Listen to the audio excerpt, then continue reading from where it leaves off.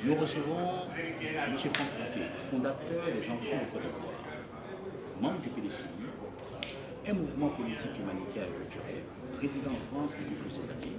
Franck Pouté expliquera comment les différentes mobilisations des patriotes en Europe ont changé les mentalités des occidentaux, mais surtout les militants des partis socialistes français.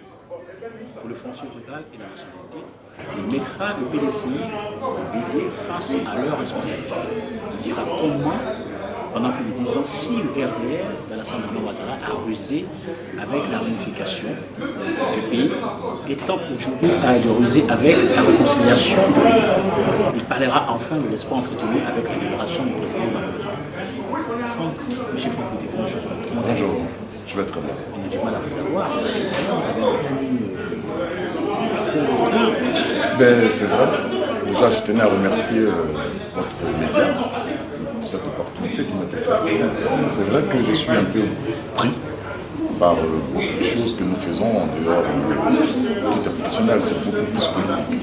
Nous voyageons beaucoup, nous bougeons beaucoup, nous nous mobilisons énormément pour la cause de la Côte d'Ivoire. Donc cela fait que c'est vrai, difficilement joignable. On dit très souvent que dans le lieu que votre mouvement comporte aujourd'hui plus de 3000 membres, peut-être 4 à 5 000. Mais on se pose réellement des questions dit ce mouvement, pourquoi ce mouvement en fin de compte lutte pour la libération du président Babou avec d'autres mouvements? Le mouvement ne lutte pas pour la libération du président Babou. Parce que libérer Babou Laurent, c'est libérer la Côte d'Ivoire elle-même. Libérer les prisonniers politiques, c'est libérer la Côte d'Ivoire.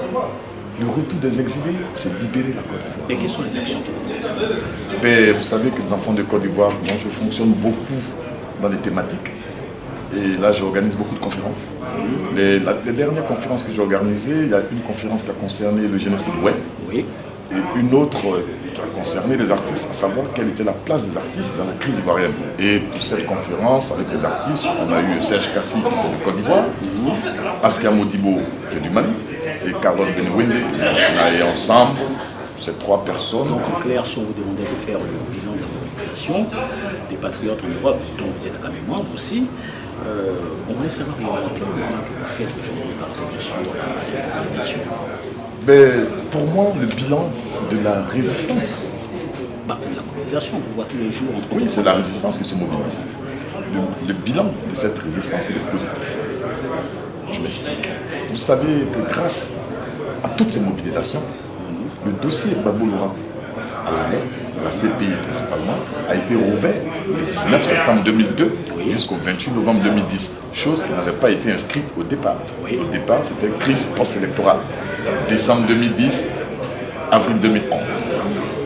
Et vous verrez que grâce à toutes ces mobilisations, le régime en place en Côte d'Ivoire libère nos amis. Est-ce que vous avez l'impression que le pouvoir en place, vous entendez par rapport à ça? Le pouvoir en place n'a pas besoin de nous entendre, il n'a pas le choix. Il n'a pas le choix. On ne demande pas son avis, il n'a pas à se comporter ainsi. Donc nos mobilisations ont permis que tous nos camarades soient libérés. Les mobilisations à travers le monde. Et quand je parle de mobilisation, j'entends aussi par là aussi du lobbying. Parce qu'on a nos amis qui font du lobbying, on a ceux qui sont dans les rues, on a ceux, chacun à son niveau, c'est mobiliser pour permettre que des choses évoluent. Monsieur Franck Pouté, je vous coupe pas la parole. Vous êtes membre du PDCI, vous êtes quand même un acteur important dans ce parti politique aujourd'hui. Nous avons l'impression réellement qu'il y a une petite crise. Le PDCI et le RDA, 2 principaux partis sont le RHDP, aujourd'hui sont divisés sur la question de la nationalité du foncier. Regarde, quel commentaire faites-vous, monsieur Franck? Je voudrais déjà dire que je suis membre fondateur de la jeunesse du PDCI en France, avec mon camarade et frère, Sida Mamadou. J'ai été délégué adjoint, chargé de l'encadrement des jeunes du PDCI, jusqu'au 19 septembre 2002. Et pour revenir à votre question, je voudrais que vous sachiez une chose. Le RHDP, parce que quand on parle de PDCI et de RDR, on parle du RHDP. Le RHDP, c'est un groupement d'intérêts électoraux. Ça repose sur la chute d'un adversaire. Pour eux, l'adversaire désigné, c'était le président Babou. On fait un gros machin contre Babou. Mais quand Babou n'est plus là, ils n'ont plus d'activité. vous qui êtes membre du PDCI, vous avez participé bien sûr au attachement, puisque vous avez dit... Oh non, non, non, non, non, non, je vous explique que moi j'ai été membre du PDCI à la délégation générale jusqu'au 19 septembre 2002. C'est-à-dire que vous étiez bien sûr avec Sila Mamadou. Jusqu'au 19 septembre 2002. Au soir de la prise des armes par la horde de voyous venus de je ne sais où, j'ai fait un choix.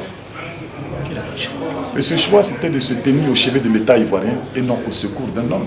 Je ne me suis pas tenu au chevet de l'État ivoirien en voulant secourir Gbagbo. Non, la Côte d'Ivoire avait besoin de la présence de tous ses enfants. Mais la discipline, l'intelligence exigeait de nous que notre présence soit aux côtés du chef de l'État. Puisque si nous sommes d'accord que l'État c'est nous, mais on ne peut pas concevoir qu'il y ait une atteinte à la sécurité de l'État. C'est-à-dire qu'on porte atteinte à notre sécurité à nous. Quel est notre devoir? Devons-nous tous nous réunir contre le chef de l'État qui est agressé, qui est à la tête d'un État agressé? J'ai dit non. J'ai choisi de me tenir au chevet de l'État pour combattre l'agresseur. C'est ce que j'ai fait de 2002, que je continue à faire, parce que pour moi, jusqu'aujourd'hui, l'agresseur est toujours sur le terrain. Aujourd'hui, on vous a vu avec, certaines personnes disent que vous avez vu bien sûr avec Kakabe, Sila Mamadou également, qui est votre ami intime, car sur Kakabe, aujourd'hui qui vient de se libérer des Kakabe, avec le soutien des Madi. Dites-moi, est-ce que vous, c'était qui dans cette guerre du PDCI? Ben, cette guerre du PDCI, je ne parle même pas de guerre, parce que moi, vous devez savoir, je reste toujours un enfant du PDCI. Je n'ai peut-être pas travaillé avec le PDCI de 2002 à 2013, mais je reste un enfant du PDCI. Et ma génération est présente au PDCI. Et pour ma génération, j'ai fait le choix de Guigui Madi. Pour ma génération qui est au PDCI, j'ai fait le choix de Guigui Madi. C'est vrai que Kakabe, c'est ma génération. Kakabe était à Paris. Mais je peux vous rassurer que moi, personnellement, Franck Buté, je ne l'ai pas rencontré. Pas parce que nous avons des différends, non. Parce que j'étais occupé au moment où il était. Oh, c'est vrai. J'ai appelé, je lui ai même laissé un message. Parce qu'il arrive quand même sur mon territoire. Il est mon ressort quand même de lui dire, bon voilà, bonne arrivée. C'est le salut du frère. Oui, mais c'est normal. Mais vous n'avez pas répondu à la question du foncier rouge. Oui, vous savez... Vous avez essayé d'éviter cette question. Je reviens dessus. Non, je ne peux pas l'éviter. Vous savez... je ne peux pas l'éviter dans la mesure où cette question... Je vous ai posé la question, quel commentaire faites-vous du foncier rural de la nationalité. Je voudrais dire quelque chose à vos téléspectateurs et téléspectatrices, parce que c'est très important. Il faut savoir qu'en Côte d'Ivoire, la nationalité se retrouve aujourd'hui dans un système d'amalgame.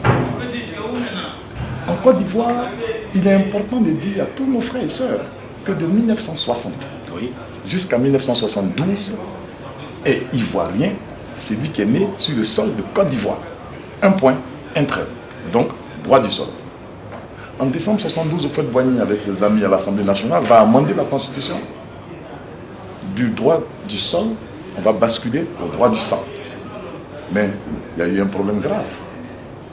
Quand on bascule dans le droit du sang, la loi que nous mettons en place, qui prend avec son décret d'application de janvier 1973, elle ne prend pas en considération ceux qui étaient nés avant décembre 1972, dont les parents étaient étrangers, mais qui sont nés sur le sol de Côte d'Ivoire. Pour vous rafraîchir la mémoire, il y a un exemple qui est très concret, c'est Adama Daïko. Adama Daïko, que tout le monde connaît, qui est un humoriste ivoirien. Adama Daïko est né de père et de mère maliens. Il est né à Djamé en 1968.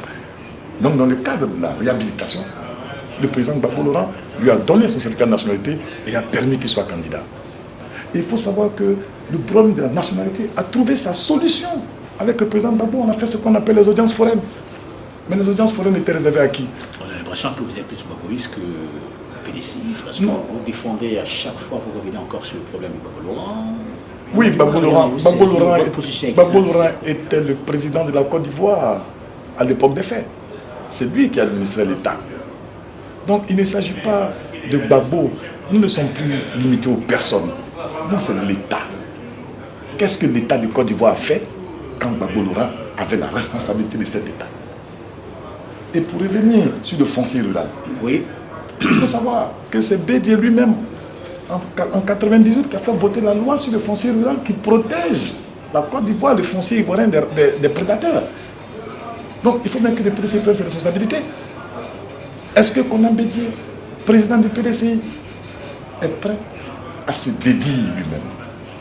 C'est lui qui a fait voter cette loi. La loi n'a pas changé. Est-ce qu'il est prêt à dire ce que j'ai dit en 98? Ça ne marche plus.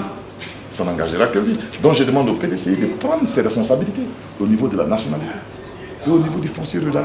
C'est à eux de proposer les solutions puisqu'ils sont responsables de cette crise que nous vivons. N'oubliez pas que Houphouët-Boigny avait dit sur le foncier rural, la terre appartient à celui qui la met en valeur. Ce n'est pas le PDCI qui avait dit ça. Voici les conséquences. La terre appartient à celui qui la met en valeur. Donc celui qui avait un peu d'argent, il pouvait la mettre en valeur, la terre était à lui. Mais ce n'était pas une loi.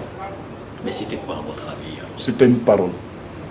Ce n'était pas une loi. Parce qu'elle est inscrite dans aucun document de l'État ivoirien que la terre appartient à celui qui la met en valeur. Ça n'existe nulle part en Côte d'Ivoire. Cela veut dire aujourd'hui que, par rapport bien sûr au problème foncier, vous changez réellement de comportement purement politique. Parfois, vous n'êtes pas d'accord avec le PDCI, parfois vous n'êtes pas d'accord avec les dires du PDCI, les statuts du PDCI, avec les membres actifs du PDCI, avec Bédié lui-même en personne. Aujourd'hui, vous rentrez à la maison, c'est-à-dire vous rentrez au parti. Est-ce que vous serez prêt à militer pour le parti dont vous êtes toujours? Parce qu'on a du mal réellement à vous saisir, parce que lorsqu'on vous entend, on a l'impression d'entendre réellement le porte-parole réellement du FPI. Oh, ce serait tout un honneur que d'être le porte-parole d'une formation politique comme le FPI. Ce serait un honneur pour moi. Mais il n'en est pas le cas. Il faut savoir que depuis 2005, j'ai créé un mouvement qui s'appelle les Enfants de Côte d'Ivoire. Et ce mouvement me permet de vivre sous aucune influence. Je ne suis influencé par aucun parti. Je fonctionne en fonction de ce que moi, je considère être positif pour la Côte d'Ivoire. Si c'est le FPI, si c'est le président Gbagbo Laurent qui propose des solutions bonnes pour les Ivoiriens, devrais-je le combattre? À quel titre? Pour obtenir quoi? C'est ça. Pensez-vous que Djidji Madi sera capable réellement de faire plus que le président? Oh non, je ne suis pas encore arrivé à la candidature à la présidentielle de Djidji Madi. Pour le moment, ils sont dans un petit combat qui concerne la structure qui est le PDCI. Oui. Donc, pour ma part, je suis toujours du PDCI. Puisque personne ne m'a inscrit au PDCI, personne ne peut me retirer du PDCI. En preuve, je suis venu à une réunion où les gens parlent de Djidji Madi. Je suis venu apporter ma caution à Djidji Madi. Vous savez, le PDCI est créé en 1946. Mais de 1946 jusqu'en 2013, ça fait 67 ans. Le PDCI n'a connu que 2 présidents. Houphouët et Bédié. Et Bédié a fait 20 ans de règne. Il serait quand même intéressant, dans l'intérêt du parti, d'apporter un vent nouveau. Nous vous remercions, M. Franck Cloutier. Vous êtes, je rappelle quand même que vous êtes le fondateur des Enfants de Côte d'Ivoire, mouvement politique, humanité et culturel. Vous résidez en France, vous avez pour habitude de faire la navette. Vous avez été du côté du président Gbagbo Laurent, vous l'avez soutenu jusqu'à sa chute. Et aujourd'hui, vous avez décidé de soutenir Djidji Madi. Non, il ne faut pas confondre les choses. Bah, dans le combat interne au PDCI, je veux un changement dans mon parti. D'accord, donc en question, on a bien compris. Djidji Madi, c'est mon candidat. C'est votre candidat. Au sein du PDCI. Je vous remercie. Nous allons laisser M. Franck Cloutier. Sur ce, on vous remercie. Merci. Au revoir. Merci.